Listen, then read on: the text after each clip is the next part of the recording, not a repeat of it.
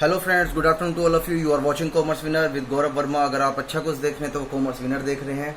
I bring a new concept for you. This is the most important topic. That is journal entry. Last class में हमने purchase की और cell की, purchase return और sales return की दोनों entry हमने सीख ली थी। यस या नो? Yes sir. तो बेटा इस क्लास में मैं कुछ और भी इम्पोर्टेंट आपको बताने वाला हूँ क्लासेस। ठीक है, जरा ध्यान से देखते हैं। आज हम एक्सपेंसेस की बात करने वाले हैं। किसकी बात करने वाले?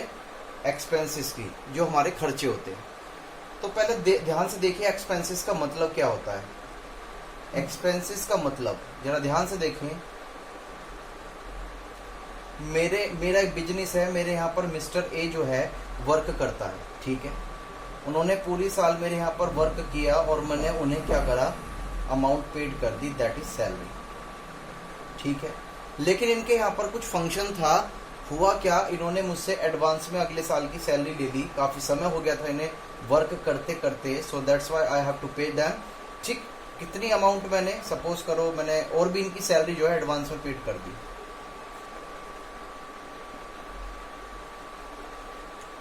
तो ध्यान से देखो, पेड तो यहाँ भी किया है और पेड यहाँ भी किया है। तो इसको खर्चा माने या इसको खर्चा माने? सर इसको खर्चा मानो। कैसे? जरा ध्यान से देखो बेटा। यहाँ पर मैंने मिस्टर ए का बेनिफिट उठा लिया, यानी कि जितना मुझे उनका समय चाहिए था अपने बिजनेस में वो मैंने ले लिया, और बदले में मैंने उसने क्या पेमेंट कर दी? सैलरी। तो इसलिए ये खर्चा हो जाएगा। मुझे बताओ, क्या यहाँ पर मैंने उनका बेनिफिट लिया? नहीं सर, वो तो अगली साल का काम करेंगे तभी बेनिफिट उठा पाओगे। हाँ, तो बेटा इस वजह से ये सैलरी जो मैंने एडवांस में पेड करी है ये हो जाती है एसेट्स। क्या हो जाती है? ये एसेट्स, जिसे हम प्रीपेड के नाम से जानते हैं। ये आगे आगे सारी चीजें सीखते चले जाएंगे। तो एक्सपेंसेस का मतलब क्या? कि आपने बेनिफिट उठा दिया हो और उसकी रिस्पेक्ट में आपने क्या करी हो, पेमेंट कर दी हो। क्लियर है? तो इसकी जरा हम जर्नल एंट्री देखने जा रहे हैं। अब किस तरीके से देखना है, अब जरा ध्यान से देखते हैं। कंसंट्रेशन बनाए रखना। ठीक है, अब ध्यान से देखो बेटा, जो एक्सपेंसेस जो होते हैं वो भी 2 टाइप्स के होते हैं। कितने टाइप्स के होते हैं? 2 है सर। बेटा मैं गोरे सामले की बात नहीं कर रहा हूं। एक तो होता है रेवेन्यू एक्सपेंसेस और एक होता है आपका कैपिटल एक्सपेंसेस। अब दोनों में अंतर समझना जरूरी है, क्योंकि अगर ये डिफरेंस आप नहीं समझ पाए तो बहुत ज्यादा प्रॉब्लम हो जाएगी।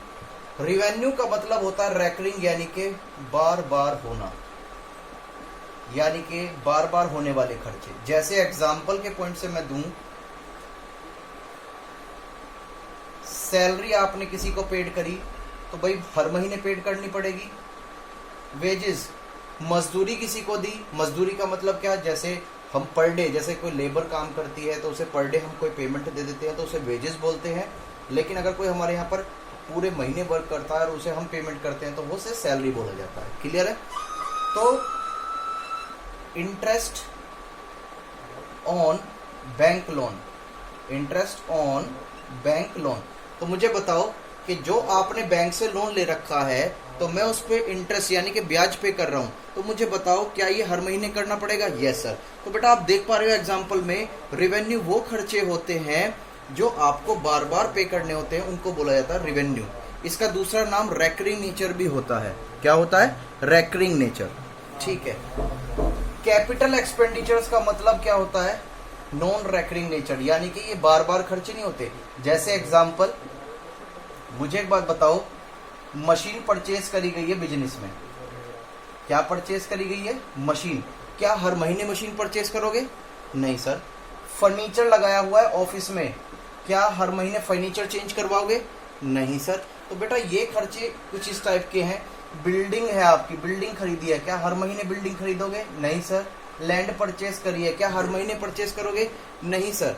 तो ध्यान से, ये वो खर्चे हैं जिनका बेनिफिट आपको लंबे समय तक मिलता है। जैसे मशीन आपने परचेज करी और जब तक आपकी मशीन सही चल रही है तब तक आप उसे यूज करते रहोगे, कोई नई मशीन परचेज नहीं करोगे। ठीक है, तो इस वजह से ये एक्सपेंडिचर्स वो एक्सपेंडिचर हैं जिनका बेनिफिट हमें लंबे समय तक मिलता है, उसको हम कैपिटल एक्सपेंसेस बोलते हैं। ठीक है, कैपिटल एक्सपेंडिचर्स। ये बात समझ में आ गई? क्लियर ये बात है, हाँ या ना? चलो अब इनकी जर्नल एंट्री की तरफ चलते हैं। ये क्यों मैंने इस बार ऐसे लिखे हैं, क्योंकि इनकी जर्नल एंट्री बहुत अलग तरीके से होती है और बहुत कंसेप्ट क्लियरिटी चाहिए। ठीक है, देखो ध्यान से, ये मेरा बिजनेस है, ठीक है। अब इस बिजनेस में ये एम्प्लॉयज जो है वर्क करते हैं, इनको पेमेंट हुई, इनको पेमेंट हुई, इनको पेमेंट, लाइक इन सैलरी। हम सैलरी की सीख रहे हैं पहले, ठीक है। तो ध्यान से, जब बिजनेस अपने यहाँ पर रिकॉर्ड करेगा तो बेटा मुझे एक बात बताओ, क्या सैलरी किसी ने देखी है? नहीं देखी।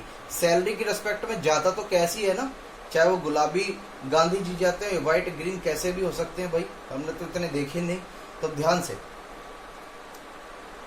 तो सैलरी जो दी जाती है, तो मैंने आपको बताया था कि जो आ रहा है वो डेबिट, ये 11th या 11th कंसेप्ट के लिए सही है बिल्कुल। जो आ रहा है वो डेबिट और जो जा रहा है वो क्रेडिट। तो मुझे एक बात बताओ, बिजनेस में आपने इनको सैलरी दी अपने एम्प्लॉयज को, तो सबसे पहले बताओ आपके पास से क्या गया होगा? या तो आपने सैलरी अकाउंट में दी होगी, चेक दिया होगा, या कैश, ठीक है। तो जो गया उसको हमने लिख दिया कैश या बैंक। यहाँ तक मुझे उम्मीद लगती है कि आपको कोई प्रॉब्लम नहीं हो रही होगी। क्लियर है ये बातें? फिर मुझे बताओ बिजनेस के पास क्या आया? सर बिजनेस के पास तो यहाँ कुछ नहीं दिख रहा। बेटा ध्यान से, जब अकाउंटेंट से मालिक पूछेगा कि भाई आपने सपोज करो इन तीनों को मिला के 30,000 रुपये पेमेंट करी है, 30,000 रुपीज। मालिक ये है और ये अकाउंटेंट है। मालिक ने अकाउंटेंट से पूछा कि भाई ये 30,000 रुपये कहाँ गए अकाउंट से, तो अकाउंटेंट जवाब देगा कि साहब मैंने इन तीनों व्यक्तियों की सैलरी पे कर दी है। तो इसका मतलब क्या, बिजनेस से कैश तो चला गया, लेकिन बिजनेस के पास क्या आया? बिजनेस के पास आया प्रूफ, यानी कि रिकॉर्ड, यानी कि पैसा गया तो गया क्यों? इसने कहा पैसा इस वजह से गया क्योंकि मैंने सैलरी पेड कर दी है। ये बात समझ में आई या नहीं? क्लियर है? यानी कि इसके पास रीजन आया कि कैश गया क्यों था? सर हमने सैलरी पे करी थी, तो सैलरी का रीजन बिजनेस के पास आया और कैश या बैंक चला गया। तो ये बात समझ में आ गई। तो इसको हम इस तरीके से लिख पाएंगे, बीइंग सैलरी पेड। ये बातें समझ में आती हैं या नहीं? मैं उम्मीद करता हूँ ये बातें आपको समझ में आ रही होगी, आप देख पा रहे हो उसको अच्छी तरीके से। क्लियर है ये बातें? चलो थोड़ी सी और अब आगे की तरफ चलते हैं, ध्यान से देखते हैं। अब ये कैपिटल एक्सपेंडिचर्स है। कैपिटल एक्सपेंडिचर में क्या हुआ, जिसका बेनिफिट लंबे समय तक मिलेगा। तो आप देख पा रहे हो उसको, जैसे ये मेरा बिजनेस है, ठीक है, हाँ जी है। कोई हमने सपोज करो मशीन खरीदी है। क्या खरीदी है? मशीन, ठीक है, मशीन परचेज। मशीन खरीदी और क्या करा, कैश दे दिया। अभी उधार की बात, क्रेडिट की बात हम नहीं कर रहे, कैश पेड। तो अगर हम सोचने लगे तो यहाँ पर बताओ सिंपल सी एक एंट्री बन जाएगी। बिजनेस के पास क्या है, मशीन आई, तो जो मशीन आई उसको मशीन अकाउंट डेबिट कर दिया। और क्या चला गया इसके पास से? सर कैश चला गया, तो कैश क्रेडिट कर दिया। या चेक गया तो बैंक कर दिया। मेरे हिसाब से यहाँ कोई प्रॉब्लम नहीं होनी चाहिए। और नरेशंस मैंने आपको बताई थी, this is the explanation of above entry being machine purchase. यानी कि एक नरेशन है ये, जिससे कि हमें ये प्रूफ होता है कि हमने ये एंट्री किस पर्पस के लिए की है। यहाँ तक मुझे नहीं लगता कि आपको कोई प्रॉब्लम होने वाली है। क्लियर है ये बातें? Please keep watching, continue my video. ठीक है, तो आपको ये बात समझ में आ गई। अब मैं कुछ एग्जाम्पल के साथ आपको लेके चलता हूं, जैसे case 1, rent paid of ₹4,000 per month. या सिंपल, अभी सिंपल लेके चलते हैं, बस सिंपल ही, बिल्कुल कुछ नहीं, हमें कोई जल्दी नहीं है, आराम से सीखना है। Case 2, interest paid of ₹5,000। कोई चिंता की बात नहीं, जल्दी की बात नहीं है, ठीक है। सैलरी पेड ऑफ ₹15,000, कोई प्रॉब्लम की बात नहीं है, सिंपल चलना है, ठीक है। कमीशन, कमीशन तो जानती होंगे आप, कमीशन पेड ₹1,000, कमीशन पेड किया है ऑफ ₹1,000 का। अब क्वेश्चंस कहता है कि पास जर्नल एंट्री, आपके पास ये मान के चलो आप एक बिजनेसमैन हो और आपके पास ये ट्रांजैक्शन आई है, आपने किसी को रेंट पेड किया है, बिजनेस है आपका, तो आप क्या रिकॉर्ड करोगे? इसको क्लियर करके चलते हैं। सबसे पहला केस उसे सॉल्व करते हैं, ध्यान से देखिए। सबसे पहली बात, आपने किसी को क्या दिया, कैश दिया या चेक दिया, तो हमारे पास से क्या गया, या तो कैश जाएगा या चेक जाएगा, और जाने वाले को हम क्या कर देते हैं, क्रेडिट। सिंपल है बातें। जब आप इसमें बिल्कुल अच्छी तरीके से परफेक्ट हो जाओगे, फिर मैं इन्हें लिंक करूंगा कुछ रूल्स से, जो हमारे कानून बनाए हुए हैं, जो नियम, रूल्स एंड रेगुलेशंस प्रिपेयर करी गई हैं, जिसे हम गोल्डन रूल्स के नाम से जानते हैं, ठीक है। मैं उसके साथ लिंक करूंगा। अभी आपकी सीखने की प्रोसेस चल रहा है, लर्निंग प्रोसेस चल रहा है, इस वजह से मैं आपको एक जस्ट लाइक ए क्रैमिंग करा रहा हूँ कि जो चला गया वो क्रेडिट, जो आ गया वो डेबिट, फिर उसको लिंक करूंगा, ठीक है। रेंट पेड किया है तो आपके पास से क्या गया, कैश चला गया, या आपने कैश से दिया होगा या बैंक से, 4,000 का। बिजनेस के पास क्या आया, फिर से वही एग्जांपल याद करो। बिजनेसमैन यानी कि जो मालिक है वो पूछेगा अकाउंटेंट से कि भाई 4,000 कहाँ चले गए, तो उसे बताया गया कि सर रेंट पेड जो किया, तो बिजनेस में क्या आया, रीजन आया कि 4,000 रुपये जो आपके कैश पेमेंट हुई है वो किस पर्पस के लिए हुई है, कि सर रेंट पेड, तो जो रेंट हमने पेड किया है वो आ जाएगा 4,000, और इसकी एंट्री हो जाएगी बीइंग रेंट पेड। मैं उम्मीद करता हूं कि ये कंसेप्ट बिल्कुल आप अच्छी तरीके से समझ पा रहे होंगे। क्लियर है ये बातें? Very good. दूसरा केस देखते हैं। अब क्या देखते हैं, सेकंड केस देखते हैं। क्या देखते हैं, सेकंड कोर्स। इंटरेस्ट पेड किया है, फिर से वही वाली बात, इंटरेस्ट पेड किया है, तो भैया जब इंटरेस्ट पेड कर रहे हैं तो कैश जाएगा या चेक जाएगा। लेकिन फिर बिजनेसमैन ने पूछा कि भाई ये पैसे 5,000 रुपीज कहाँ गए, तो अकाउंटेंट उसको बताएगा कि साहब हमने इंटरेस्ट पेड किया, तो आपके पास क्या आ गया, इंटरेस्ट का रीजन आ गया, interest account debit, that is 5,000, amount आ जाएगी बीइंग इंटरेस्ट पेड। यहां तक कोई दिक्कत हो तो बताइएगा। सिंपल है, बिल्कुल सिंपल चल रही है एंट्री। ठीक इसी प्रकार अगर हम सैलरी की बात करें तो सैलरी भी सिंपल है भाई, सैलरी की भी तो अमाउंट सिंपल है ना, कैश चला गया और अकाउंटेंट के पास क्या आया, ओहो हमारे पास से जो कैश गया वो इस वजह से गया है कि हमने सैलरी पेड करी है, तो इनके पास रीजन आ गया कि हमने सैलरी ली, सैलरी पेड करी है, इस वजह से हमारे यहां से 15,000 कम हो गए। ठीक इसी तरीके से अगर हम चेक करें तो यहाँ कमीशंस की भी यही एंट्री बन जाएगी, कमीशन अकाउंट डेबिट, या तो कैश जाएगा या, यहां तक मेरे हिसाब से कोई प्रॉब्लम नहीं होनी चाहिए। ये बिल्कुल हमारा स्टार्टिंग है, बिल्कुल ये क्या है, हमारी स्टार्टिंग। क्लियर है ये बातें? तो हमने क्या एंट्री पास करी है, अब तक हमने एंट्री चेक करी है सेल्स की, सेल रिटर्न की, ठीक है, परचेज की और परचेज रिटर्न की, और ये एक्सपेंसेस की, ठीक है। एक एंट्री और लेके चलता हूं जो आपको स्टार्टिंग में मिलेगी ही मिलेगी। ध्यान से देखो इस कहानी की तरफ। मिस्टर एक्स है, इसने अपना बिजनेस क्रिएट किया, तो बिजनेस मुझे क्रिएट करा, तो बताओ उसके लिए उसे क्या चाहिए, पैसा। तो जब हम इनिशियल स्टेज पर कोई अमाउंट इन्वेस्टमेंट करते हैं बिजनेस में, तो उसे है कैपिटल के नाम से जाना जाता है, जिसे हम हिंदी में भी जानते हैं पूंजी। इंग्लिश के साथ साथ आपको हिंदी भी पता होनी चाहिए, ठीक है। जब बिजनेसमैन ने बिजनेस को स्टार्ट किया तो स्टार्टिंग में जो पैसा लगाया जाता है उसे कैपिटल यानी कि पूंजी बोलते हैं। तो मुझे बताओ, हम एंट्री इसके लिए तो कर नहीं रहे, हम बिजनेस के लिए कर रहे हैं, क्योंकि अकाउंटेंट बिजनेस में बैठा हुआ है, यहाँ बैठा हुआ है जो जॉब करता है। तो ये इसकी एंट्री क्या करेगा, मुझे बताओ थिंकिंग सोच के कि बिजनेस है, बिजनेस के पास क्या आया सर, इसके पास तो या तो कैश आएगा या उन्होंने चेक दिया होगा। हाँ सर, ये तो वेरी गुड।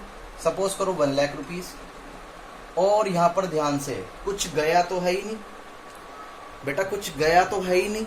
हाँ सर, कुछ गया तो नहीं है।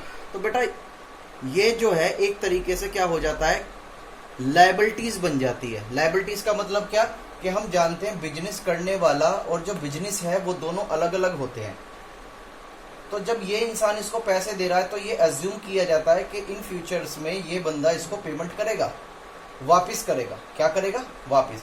हालांकि ध्यान से सर ये तो एक ही आदमी ऐसी का ही पैसा है बेटा, ध्यान से कानून की नज़रों में, हमारी नज़रों में एक ही है, लेकिन जो कानून की नज़र होती है, in the eyes of law, mister x और ये बिजनेस दोनों अलग अलग व्यक्ति हैं, यानी कि बिजनेस एंटिटी कंसेप्ट के हिसाब से ये अलग है और ये अलग है।